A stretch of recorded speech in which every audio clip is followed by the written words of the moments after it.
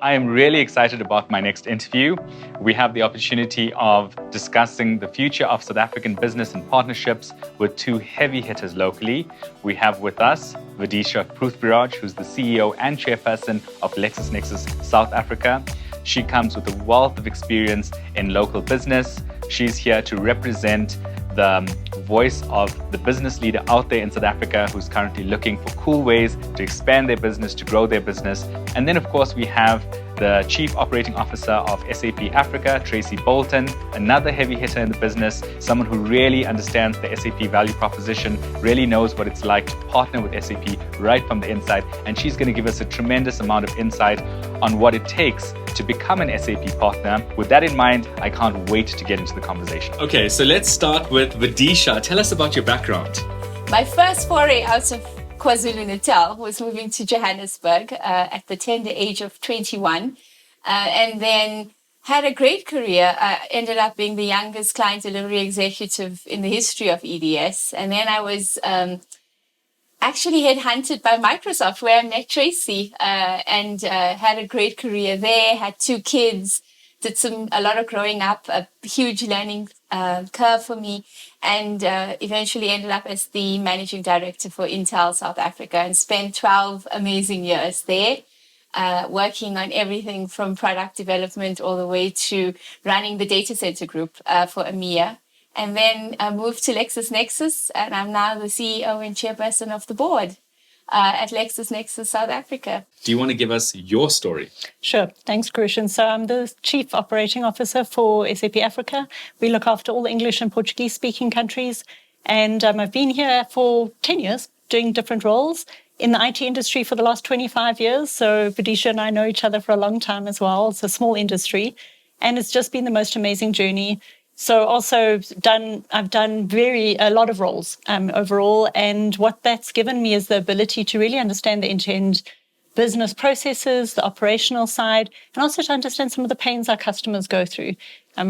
Before I joined the multinational side of IT, I also spent some time with the smaller system builders, and that has its unique challenges as well. So thank you for having us. Love to be here. Let's start talking about the context right here. Tracy, do you want to give us some of your interpretation of what's going on? Sure. I think it's tough, to be honest. It's really tough out there. I think the average individual, small businesses and big customers are really battling with the changes that are occurring, driven from COVID, driven from the economic challenges, the demands that they're getting from customers. The whole economic environment's hard. And then you look at the electricity issues that we're having, that's driving a whole different discussion all by itself.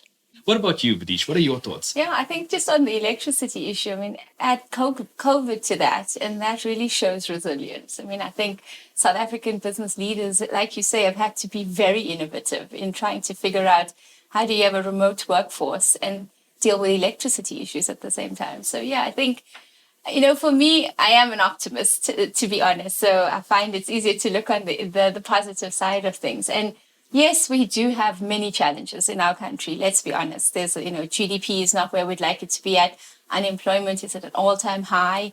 We've got issues from a macro perspective, from a socio-economic perspective, with civil unrest, etc. So there is a lot of doom and gloom, unfortunately. And I think that's the challenge that all business leaders face in our country is how do we traverse through all of that and keep a workforce happy at the same time and still be competitive in the market? So it really comes to, what really comes to mind is, for me, is how do you partner better and how do you create or use tools? And like I said, I'm a techie at heart. So, it's all about how do we really enable what we need through technology and through tool sets and through opportunities that we never thought of before. I think the challenges have forced us to really look at outside of the box solutions and not just organic sort of growth as we think of it, but how do you really almost disrupt yourself or find partners that are very disruptive, that make sure you stay on that cutting edge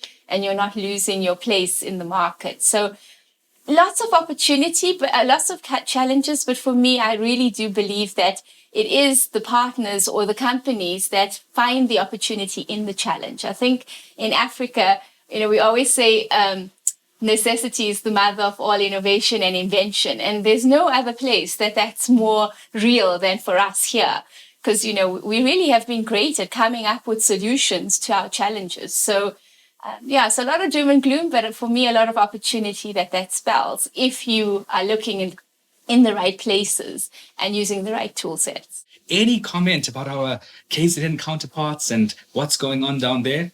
Yeah, it has been really difficult. We've seen it. I think all companies have been hit, whether from a revenue perspective, but also from an employee perspective. I mean, the mental health issues that started in COVID have really exacerbated because, like you say, it's pounding after pounding. So there's no end to it, unfortunately. And so I think for businesses, the challenge has been not just keeping businesses afloat. It's about also taking care of your employees from a psychological perspective and a mental health perspective. And also, how do you grow your business in that kind of disturbance that's happening? So I think that's been really challenging for the people in that region. Absolutely. I couldn't agree with you more. We're seeing a lot of stress on our employees and on our customers' employees.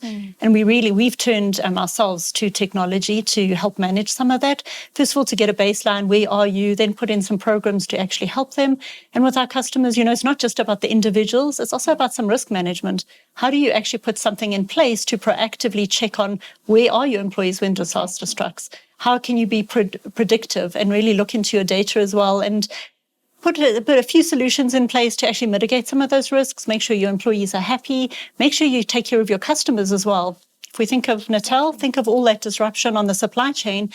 A lot of our big retailers that we deal with have been able to really switch into different warehouses to make sure that they actually then support their customers really quickly. And that you can only do when you've got technology in place so that they know where their stock is, how they're going to reroute everything and make sure that whole supply chain actually continues. In amongst all of this difficulty, in amongst all of the power supply issues, the floods, some of the unrest, all of that, how do we still get that 360-degree view of the customer and serve them and give them what they're looking for? So I'll start with saying that data is the new oil, right? You need to understand your customer from every single angle. And that means collecting the data points in your own systems, outside of your systems, in your customer systems, and really getting it in one place. So that gives you the 360-degree view.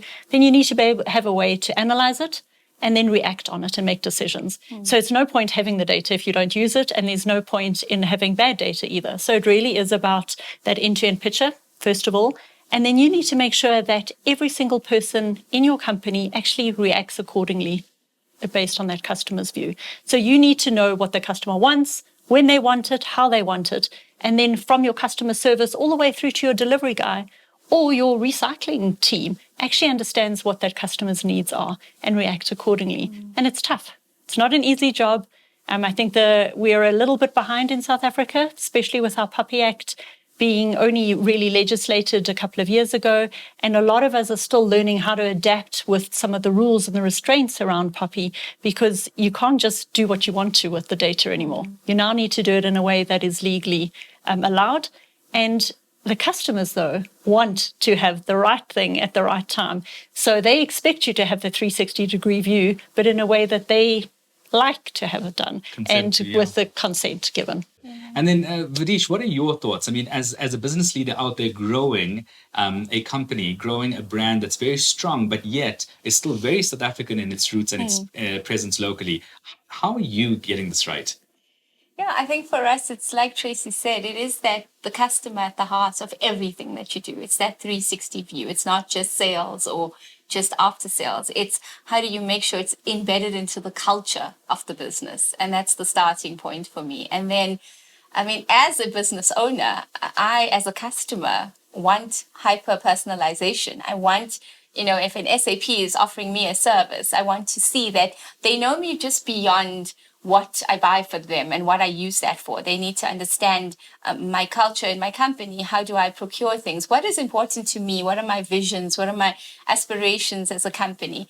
And I think that's really become a lot more complicated for suppliers in the industry. And I'm a supplier as well to my customers. And it's been a huge learning curve in that I think as consumers and as customers, we want that personalization. And like Tracy said, there's all these ethical dilemmas around what are you allowed to use this data for and what format, etc. So we want the personalization, but we don't necessarily want to feel as if our data is being used in an inappropriate manner. Standards are really good in general in our country. And I think it's the real differentiator now is going to lie on who treats the customer better. Yeah. And how you go about it, that's up to you. Yeah. So let's just get some thoughts going on that. Yeah, I think it's about delighting your customer. You can't delight your customer if you don't know them beyond wanting to sell them something, right? So creating a fan base is about loyalty, and it's about repetitive purchases. And I think, the data shows that even in B2B transactions, that first order that you get doesn't cover the cost of that order. So you have to ensure repeat business. And that's really creating fans is important then for the sustainability of a business.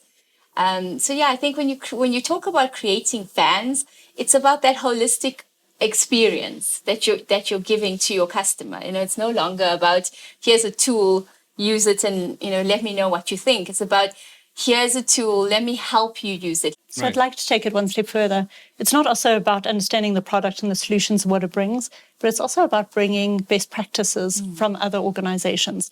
So if we look at some of the best practices SAP brings, it's around industry-specific processes, as an example. So we'd like to speak to you and not just say this is what the solution can do, but we can also say, well, these are some of the processes that can enhance and make your operations more efficient, actually bring more profitability to you, and make you more sustainable in some cases. So it's really gone beyond just product and services, as you mentioned earlier. It is now about adding that business value that's not just for me, but for you and your customer and your consumer.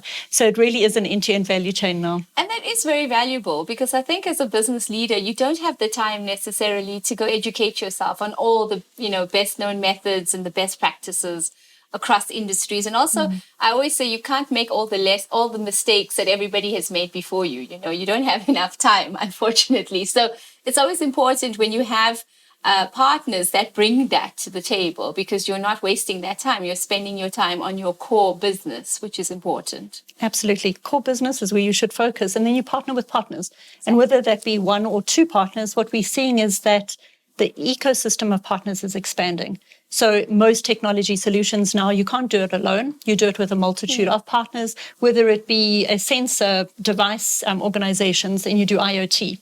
Yes. So that is a three-way partnership that goes with it. You work with the advisors, you work with the implementation partners, you work with the OEMs, and together you bring the best solution forward.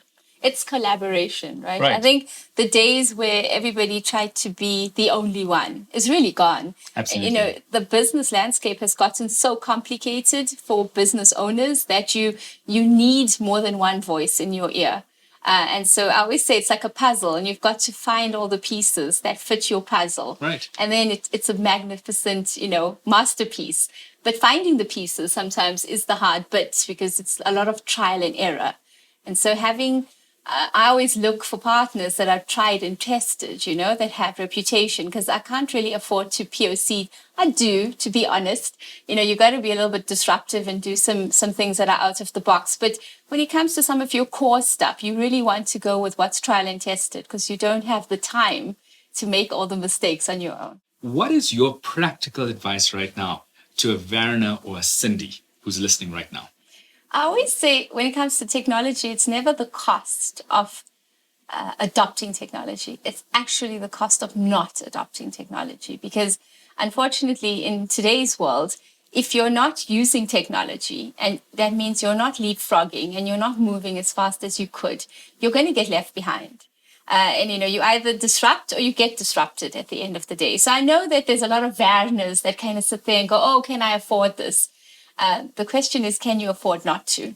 I think there's so many steps, right? I mean, Werner could start with something really basic, as in getting to know his customer better if he's not done that already, or taking the first step towards a platform or a more digital first sort of mindset. So you don't have to start at the bleeding edge of technology with all the sensors and the IoT built in. You can start somewhere, but you've got to start, because if you don't start, I promise you will not be here for very long. Right. So practically, I would first of all pick a partner, right? So work with somebody that you trust, somebody who's done it before, and they can generally give you an advice on that journey.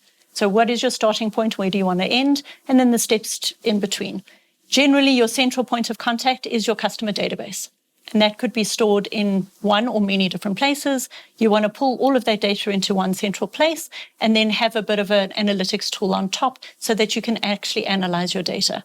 Then you put a marketing platform on that to automate some of the marketing activities using the data you've got, either in a way that is done on a timely basis, or you can start to build in some predictive, saying if they buy this, this is what you want to actually start promoting, because based on historical analysis, generally somebody would add this to their basket, as an example. You also want to make sure then all your peripherals or your edge technology starts to be incorporated into one single platform so that if you speak to your customer in the call center, it flags it on that central record. So every time that customer is touched, whichever platform it's on, you actually update it in that central record. So anybody looking at that customer can look and see when did they speak to somebody, what did they buy, what did they complain about on social media, what did they comment. Everything should be in one central view to make it really easy. Again, it's a journey. So it's not, as Videsha mentioned, something that happens overnight, but there's lots of tools out there and there's lots of advice from reputable partners and OEMs who can help you on that journey. What can you say to the people that may not have that background? So I would say, first of all, stick to your core business. You don't need to know anything else. Partner with somebody who can help you with the technology side. So honestly, you know your business processes, you know what you need to do. The business partners can come in and actually then help make that technologically sound, right? So they can take those processes that you like to do, put it into a system. They can advise you. So you as a business owner don't need to worry about that, to be honest. As long as you partner with somebody that is trustworthy, who's been in the business, who can bring best practices to the table, I think that will take a lot of the weight off the decisions and make it easy. And if we look at technology today, most of it is really easy. You look at the stuff you use on your phone. And most platforms, including the ones from SAP, are actually easy to use and adopt. And you can use them on your phone, so they look like any other platform. It's an app, in most cases, is your interface. So you don't have to be scared of it. It really, in the back end, everything happens and all the workflows happen.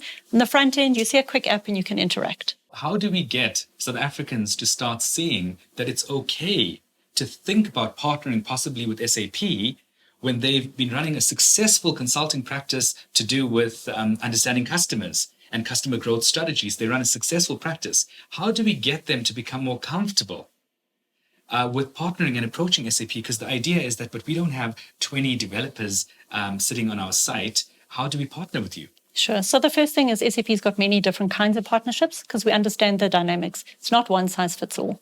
It really is about finding the unique partnership for the individual company. So we've got partnerships that you can build apps for your phone. That can be a small size company. You've got SIs who do implementations. You've got partners that want to sell.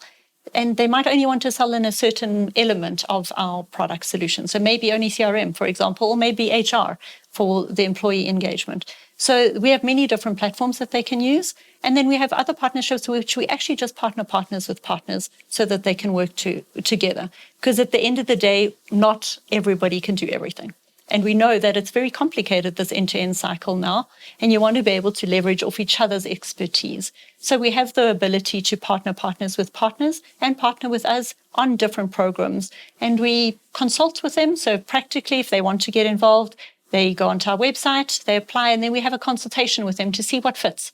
Because, again, we need to find that it works for them and for us and for our customers. How do you respond to the proposition that a company like SAP could provide a place for you in the ecosystem? Is it something that's just, welcoming to you, or do you feel you're going to want to assess more or figure out more? How do you respond to that? As a business owner, you always need to assess more and you need more. So you want partners that are open to the conversation first and foremost. But I think as a business leader, it's always about the bottom line. And, when you talk about professional, so somebody that's a professional service provider, it's about billable hours. And if somebody can show me that I can provide more billable hours by taking away some of the work that I do, by using technology to either automate a workflow or to use technology to automate a process for me, and that gives me more billable hours, which ultimately goes to my bottom line, that's the conversation I'm going to be interested in. I think that there's a reality. Partnering is great, but it has to add value at the end of the day for me. And it has to be a shared vision. I mean, obviously, SAP wants something as a company. Their end goal is something, and my end goal has to match with that end goal, which I think is what Tracy's saying. There's something for everybody. So I'd be open to the conversation, but I think as all business leaders out there will say to you, it's what are you going to do for my bottom line, whether it's my economic bottom line, my social bottom line, or my environmental bottom line. How are you going to help me create more equity for my business? Right. Right. I couldn't agree more. And that is one of the reasons we consult up front. We want to make sure that our partners are going to be profitable at the end of the day, because it might take them a bit of time to scale up and to get the right customers on their side. And we don't want it to be a difficult journey. So we want to make sure that they prepared, that we prepared, and then we have a real good, deep business plan to be profitable together. Because it is scary. You think of Cindy or of Arna, you're changing a business model that's almost tried and tested, but you understand you have to because of the fourth industrial revolution and all these, these days companies spin up overnight. I call them the guys you don't, your competitors, the ones that you play with in the marketplace, but you don't know the ones that are working in that garage and tomorrow they've taken your breakfast from you. So, you got to figure out as a business leader where to place your bets. So for me, it's the companies that are kind of taking something that's almost a burden to me today and creates more space for me to focus on my core business, like you were saying. That's what I'm looking for. What are your thoughts for the market out there that doesn't see what they don't see? Sure. So firstly, from a statistical point of view, 80% of the world's companies actually run on SAP. It's generally in the background and you don't see it. And our vision is really to help the world run better. So that's our kind of overarching statement. And if you look down then into the detail, it's about making intelligent enterprises. And that incorporates the HR component, the procurement component, a whole network of supply chain, the ERP side, and then we've got a whole platform that integrates it underneath. So we've got big components that really it is end-to-end in any organization. And we're finding that the more you can get all of those components together and make the operational efficiency better by aligning the different processes with central databases, all of that streamlines and makes companies more effective. So we feel at SAP, we really can do it end to end. We don't necessarily do that in all cases, depends on the customer's strategy, but we have got many, many solutions that can really help a customer from the beginning of their journey all the way through to the end. Let's just say there's a company out there that's focusing on, let's just take HR, for example. How do you respond to the idea that that person feels that they can't really work with SAP because they're so deeply specialized in one component of employee engagement? What's your response to that? So the good thing about our solutions is that it's modular. So you can start the journey anywhere and end the journey anywhere. And each partner that wants to engage with us can choose to do just one of those modules because there's many customers out there who are at different levels of maturity. So if you just specialize in recruitment, as an example, we've got a module in one of our solutions called Success Factors that focuses just on that. Or if you want to look at retention, we've got a module on that, or learning, or performance management. So you don't have to take the whole end-to-end journey. You can choose one of the modules that are most important for you and you can focus on that. And if then your customer wants to go on to the next leg and you don't have the speciality, you can partner with somebody else to do that. So say you have a person out there who's doing some kind of recruitment work, they're specialists in recruitment, they could then possibly come in, partner with SAP on a recruitment module, and they could take that service to their customers. And then they could add a technology piece to their existing offering that they might not be able to do right now. So That would be the summary of it. 100%. And that's also extending their business model. So instead of just doing recruitment, you do recruitment as a service, as an example, building in their technology aspect to make some of the steps a little easier. There's this idea that if we automate too much and if we go ahead and we start automating all of these functions within client organizations, we are going to lose headcount. How do you respond to that as a leader? I mean, as in my business, we've really embarked on an automation drive. And I can tell you, we've not lost a single person to automation. In fact, we've had to hire people because we've moved up the value chain then in the kinds of services that are required from us. So yeah, I do agree when people get quite tender about the subject. But for me, automation is really about how do we optimize something? And that's what business is about. It's about creating efficiencies, especially in the non-core areas, so that you can reuse those resources. I always say to people, never be afraid of automation, because you're freeing yourself up to do something else that's higher up the value chain. So it's really, automation for me is about taking care of the mundane day-to-day stuff that really as a business you shouldn't be putting so much of resource into. So for me, automation is a necessity as you move forward. And I've really been, it's been such a pleasure to see our people grow in the process, because they've given, once you get over the fear, because there is a human fear of, I'm going to lose my job. And some of them have jobs for lives because all this IP that just sits there that only they know about.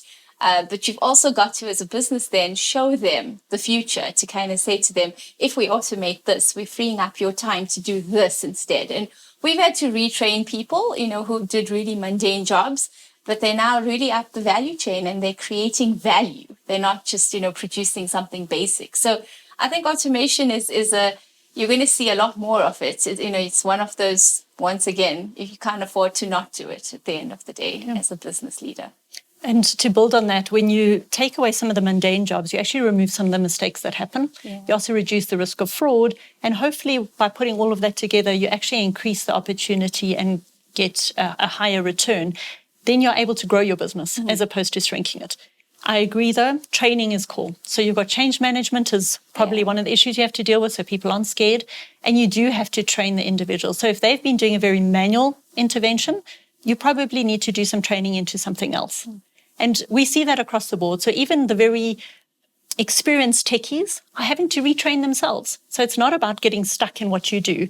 And when I was running the COE, you had to speak about train yourself in the swim lane next door, and then the next door. So you don't need to move totally away from your expertise, but you just build on that experience all the time. And it's an ongoing development that we as a country have to embark on, or we will be left behind. And actually, our manufacturing plants that are very manual will just actually get overrun by the cheaper imports. But if we can actually automate some of our processes, some of our systems, we can actually then start to compete with the international world again and actually start to become exporters instead of net importers. This idea of automating everything, having proper policy, having everything embedded in a system and with documentation, downloading the rules from someone's head and building it into some kind of systemized decision-making, not always welcomed by South African leaders. So what's your response to that? I couldn't agree more. I think we like to think of ourselves as different. And to be honest, I get that same response from almost every single company in Africa. They say, we are different. The reality is every single company has a uniqueness about them, and that's what gives them their value proposition. But technology can help them. And if they don't get on board, they are going to be left behind. And we're seeing that all over. I mean, there's many examples where companies didn't change, Kodak, Nokia, just to name a few, and they're not on the top 500 anymore. They're not around anymore. They're not around at all. And if you look at who is sitting on the top 500, a lot of those companies didn't even exist a couple of years ago. So it's very disruptive. You look at Airbnb.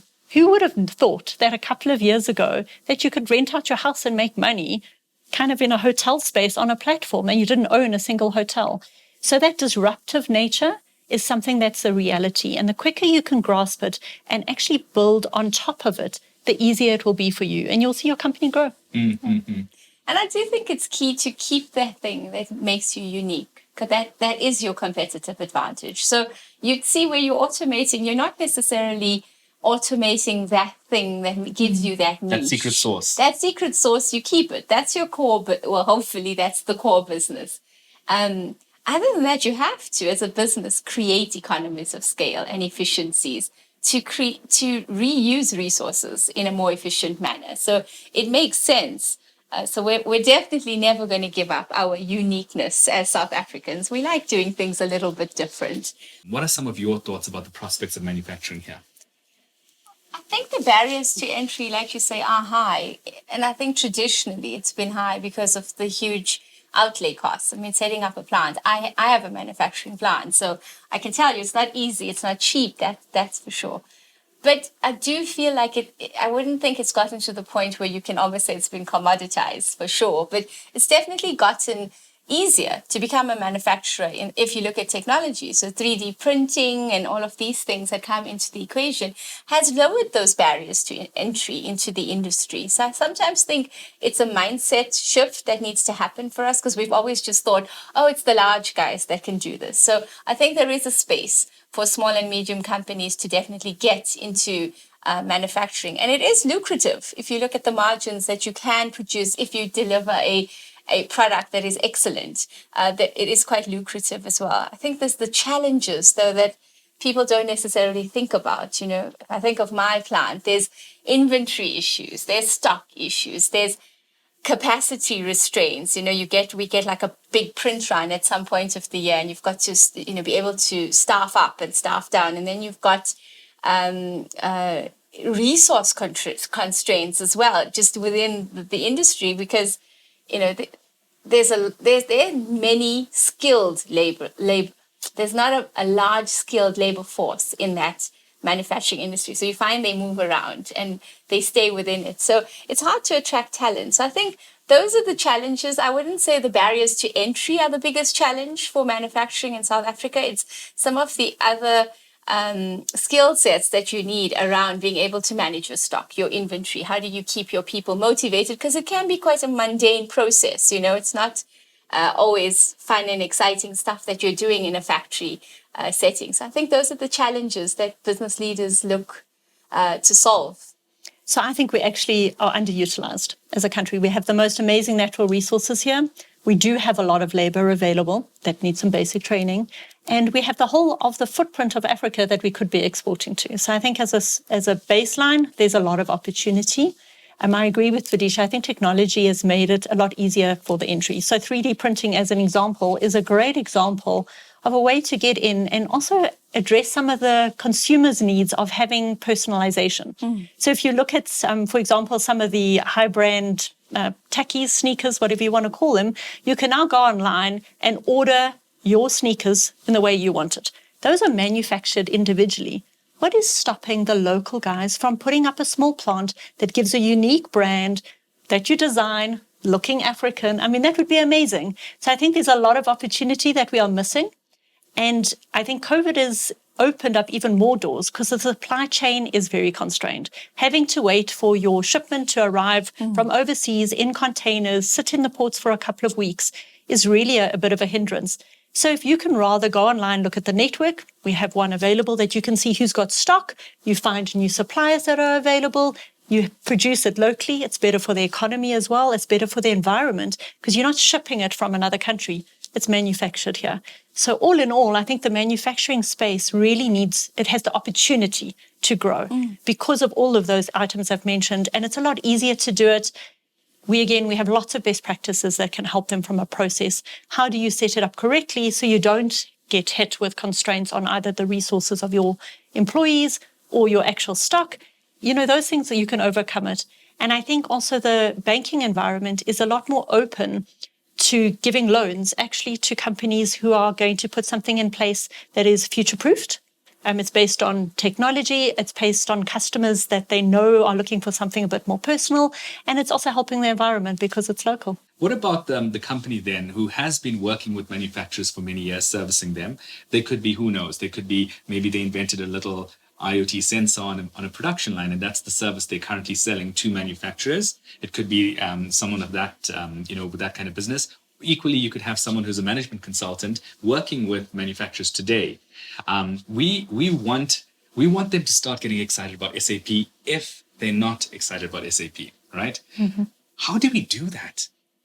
Sure. So I think for me, what excites me is when I hear reference stories. So I hear what other customers did, the success, the business value that it added, and then you get excited because you hear it from customers. You don't necessarily want to hear it from me. Right? Because I can tell you and you think it's a sales pitch. But actually, when you hear it coming from another customer to say, this is what the technology did for me, that's when it makes a difference. So I think we've seen a lot of different references locally. And I'll give you an example. So of a manufacturer, if we look at Isuzu, they are a local manufacturing plant. They use our technology, and they've recently just partnered with Dimension Data to put in a whole customer experience system. And they did that because they could see they needed to get closer to their customer. And they're seeing amazing results. And that's when it makes a difference, is when you're hearing it from the customer. You don't really want to hear it from me. Right. I would love to just get your perspective on what for you a relevant partnership would be. So for me, partnering is also very close to my heart. My MBA was a blueprint for partnering, because I really do believe in the spirit, but also the benefits of partnering. For me, a relevant partnership is really one where there's a shared vision. And at the end of the day, I can see 1 + 1 = 5. So it's mutually beneficial. And it's outside just the realm of, I have more revenue that's coming out of this transaction. It has to actually complement my business on many levels, in all levels, really, for you to become what I would call a trusted partner in my business. So yeah, being relevant to me is caring about my business and my goals, not necessarily pushing somebody else's agenda or your agenda, onto me. So that for me is a relevant partnership. It's one that really helps me create impact in what I'm doing in the industry and helps me achieve my goals at the end of the day. What can you say that gives credibility to the trust component behind the SAP brand? Sure. So first of all, we've been around for 50 years. And in South Africa, actually for 30 years. So it's a long time. We wouldn't be here if we didn't have that trusted brand. We have best practices from many different industries, from other customers, other partnerships, and we make sure that we do quite a intense due diligence with the partner to make sure that it is a win-win solution. Because we don't want to bring partners on board that don't have a great experience or don't necessarily understand what they're getting into. And we want to make sure that they are also profitable for the long term, because there's a lot of work that goes into the partnership of onboarding a partner. And we don't want to just do it and then 3 months down the line, the partner decides it's not a good idea. Mm-hmm. So we really take the time to go through that whole process quite in depth, sometimes a bit painfully, because we ask for quite a lot of information and we do a lot of discussion to make sure that it is a win-win scenario. And we also want to make sure that our partners carry the SAP brand to our customers correctly. So they need to know what they're doing. They need to understand our technology. They need to make sure that they're not overpromising, that they give the right message, the right advice to our customers as well. So it's really a three-way partnership that we're looking for, us to our partners and our partners to our customers. And all three in that triangle really need to get benefit out of partnering. You've got this big international footprint. You've got quite an ecosystem that you've built. How is that, beyond the obvious, how is that going to be valuable to the South African entity right this second, established, credible to their customers? How is this marriage right, bringing all what you're bringing? Sure. So I think the first thing is that if they already got a customer base, they then have additional solutions and additional best practices and processes that they can then take to their customer base. So it helps them expand their current engagement model. We also then can help them, once they grow and they establish some references, also touch base with additional customers outside of South Africa into Africa first and maybe the rest of the world. We are seeing that SAP skills globally are in short supply. So it really is a bit of a footprint for you to really grow your overall base outside of South Africa as well. And we bring that international footprint to all partners. Why would you still, despite that beautiful footprint you've built over many, many years, why would you still seek out a partnership? Because it's about future-proofing the business. I mean, we're not going to stand where we are today. We're always looking at how do we create more value for our customers. And we're not silly enough to think that we can do it ourselves. So we want to bring more value to our customers. And one of the ways that we do that is through partnerships at the end of the day. And yes, we know we are solid in our market, but we're always looking for new revenue models. And every business owner is going to tell you this. And I'll give you an example. I mean, I had, in a previous business that I ran, I had a partner once come to me and say, you've got all of this data, blah, blah, blah, blah, and analytics. And he was like, but you're missing out on this opportunity. And it wasn't even what we had partnered with him for. But to me, that was value. It was a blind side. It was because it wasn't my core business. I wasn't what I do in my day-to-day things. I was almost blindsided by this wealth of resources that were sitting that I was paying for at that point. So for me, that's what partnering brings to you. It's you cannot be as arrogant as to think you have all the answers and you know what's coming and every customer need. And, you keep your eye on the market and you keep your finger on the pulse, but you always need that ecosystem that is also feeding you information, that's making sure that you are staying relevant. And, that you don't become, because I always say growth doesn't happen in a comfort zone. And I have to just add as well that SAP feels exactly the same way. We can't do it alone. And that's one of the reasons we also have extended our Build partnership, which is really about working with local partners who find maybe gaps in our technology for the specific localization needs, and they are able to then build on our platform, put it on our SAP store for the global environment. And we're seeing that's really working for us because we don't know everything either. So that localization and that uniqueness that somebody is able to spot, we have a platform that they can then take forward into the market. What are some of the pros and cons, perhaps, of going to a provider that's built a more centralized platform that integrates and works with this plethora of applications out there? What are some of the benefits or even drawbacks, if we're to be honest about it? Sure. So I think the first thing is that if you're going for lots of different systems, it's not integrated. So your actual cost to integrate all of that is usually underestimated. Then you also have the skills. You need different skills for all the different solutions. And then you have to maintain all of those different systems to make sure that they're compliant, that they don't have risks, they're not hacked. So there's a lot of challenges with going for individual systems. Having one platform makes it easier for your IT team. It is easy to control, easy to upgrade, and it is built on best practice. So that's the benefits. In saying that, if you go for something, though, if you are looking for an app for a very specific localized need, make sure that it's built on a platform that has already got built-in integration hooks is the easiest way to explain it to somebody who's not technical, that you literally can just plug it in and it runs through the same kind of rules that the rest of your system uses. Because that way you actually avoid some of the issues that I spoke about earlier. Okay. Yeah. I used to be a SAP consultant, and I think one of the things that I learned was customization is never a great thing. You have areas, like Tracy said, where there's an absolute need for it. But as far as possible, vanilla when it comes to platforms is probably the best way to go at the end of the day. Right. And what we're seeing is that actually cloud allows you to do that much better than it did before, because everything is centralized, it's on your standard platforms, and you do your development now outside of your core systems, but integrated into it. In the past, they used to customize in the systems, and it was a nightmare to manage and upgrade. So the world's moved on. Cloud gives you all the stability, all the TCO. And if you want those small apps on top, you do it outside of your core system, just with seamless integration. We can't neglect the fact that SAP does in fact own quite a substantial customer base.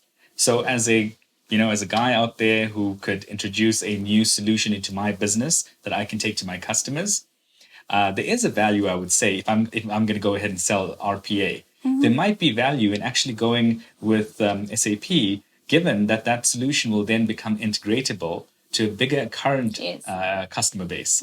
So I don't have to necessarily go and knock on doors from scratch, right? 100%. And most of our solutions, and if we look at BTP specifically, our business technology platform, if you develop on top of that, you don't just integrate with SAP. It also allows you to integrate with many of our other solutions out there. We partner with many of our providers, so we don't really work in isolation. So whether we're partnering with AWS, with Microsoft, with Google, we have many partners that we work with, and we make sure that we integrate with their solutions as well.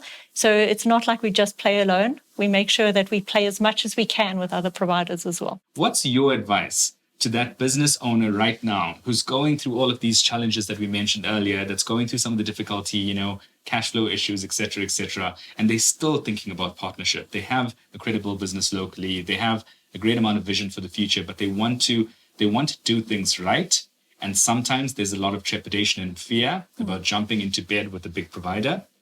What's your parting words for that individual? I always say be curious. It costs you nothing. Do your analysis, do your due diligence. I have found that going the tried and trusted route, especially at a foundational level, it's not where your competitive advantage lies. So if at a foundational technology level, It does help to partner, I would think, but it's easy for me to say it. And like Tracy said, talk to other business owners in your industry, because you will then understand who the market leaders are, who knows the industry best. So talk to your peers that are in your industry and understand who are they using and who has actually proven to be impactful in that industry, not just from providing some sort of platform, but from actually adding value, because we have to get to that point where partners are adding value, whether it's at company, industry, or country level.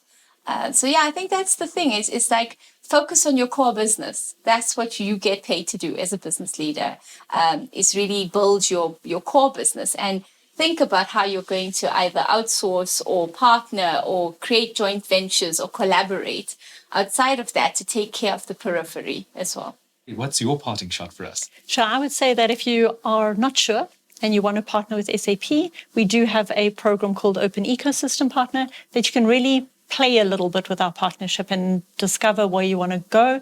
Then speak to us and we can help guide you. So you don't want to do this alone. We can also put you in touch with other partners to just also have the discussion, to investigate and do your homework. And then once you've decided, you take the plunge and we can help you and handhold you all the way through.